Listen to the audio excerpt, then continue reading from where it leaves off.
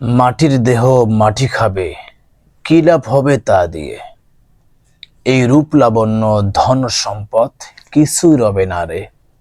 আজকে দেখেন, সমাজের দিকে তাকান, মানুষ আজকে নিজের মৃত্যুর কথা ভুলে গেছে। মানুষকে যে এই দুনিয়াতে সৃষ্টি করেছে তার ইবাদত করার জন্য, মানুষ আজকে নিজের ইবাদত করার কথা ভুলে গিয়ে আজকে মানুষ নিজের দাসত্বে সমাজে কিভাবে তারা আকৃষ্ট হচ্ছে, এটা সবচেয়ে দুঃখের বিষয়। প্রিয় দিনী ভাই ও বোনেরা, রাসূলুল্লাহ সাল্লাল্লাহু আলাইহি সাল্লাম বলেছেন, আকসিরু যিকর হাজি মিন লাযাতিল মাউত, তোমরা অধিক পরিমাণে মৃত্যুকে স্মরণ করো, কেননা মৃত্যু দুনিয়ার স্বাদকে ধ্বংস করে দেয়। আমাদের মনে রাখতে হবে, মৃত্যু নিশ্চিত আমাদেরকে হতেই হবে।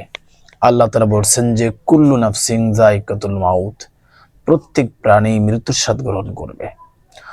মৃত্যু আমাদের জন্য অনিবার্য, অবধারিত। মৃত্যু আমাদেরকে হতেই হবে। আমরা যে কিছু করি না কেন, আমরা যেতে চাইলেও মৃত্যু হবে, না যেতে চাইলেও মৃত্যু হবে। এখন আমাদের বিবেককে প্রশ্ন করা দরকার যে আমি কি করছি? আমি আল্লাহর নাফরমানিতে ডুবে আছি। অন্যায়, অনাচার, পাপাচার, দুর্নীতি, সন্ত্রাস, বিভিন্ন পাপ কাজে আমি জড়িত আছি।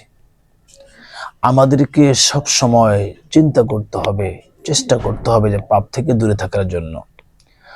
আমি এবং আপনি যদি সব সময় যদি মৃত্যুর কথা স্মরণ করি, মৃত্যুর কথা স্মরণ করলে দেখবেন যে অটোমেটিক যে কোনো খারাপ, যে কোনো পাপ কাজ করতে আমাদের অন্তত পক্ষে কলিজা কাঁপবে।